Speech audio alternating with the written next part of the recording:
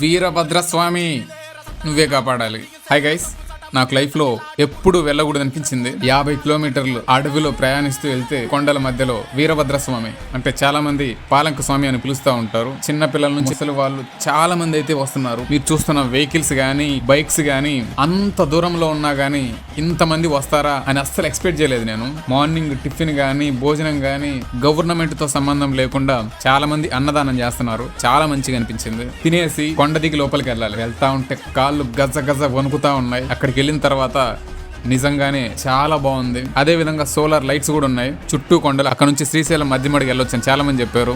ఇంత కష్టంగా ఉంది ఎక్కడము దిగడము, చుట్టూ కొండలు, నెట్ రాదు. ఆ విధంగా ఉన్నా గానీ జనాలు చాలా అంటే చాలా మంది వచ్చారు. ఈసారికి నన్ను వీరభద్ర స్వామి కాపాడాడు అనిపించింది. అమ్మయ్య సేఫ్ గా నేను బయటకు వచ్చాను అనిపించింది. కొంచెం కూడా బాడీ పెయిన్స్ కానీ లెగ్ పెయిన్స్ కానీ లేవు. నిజంగా దేవుడు ఉన్నాడని నమ్మారు కాబట్టి అంతమంది అక్కడికి వెళ్తున్నారని నాకు అప్పుడు అర్థమైంది. మార్కాపురం జిల్లాలో one of the best visiting place అనొచ్చు. ఈ తొలి ఏకాదశికి మేమైతే విజిట్ చేసాము. నెక్స్ట్ మీరు విజిట్ చేసే ఎక్స్పీరియన్స్ ని పొందండి. అలాగే ఈ లొకేషన్ ఎంతమంది తెలుసో ఒక్కసారి కామెంట్ చేయండి. మన అకౌంట్ ఫాలో కూడా చేయండి.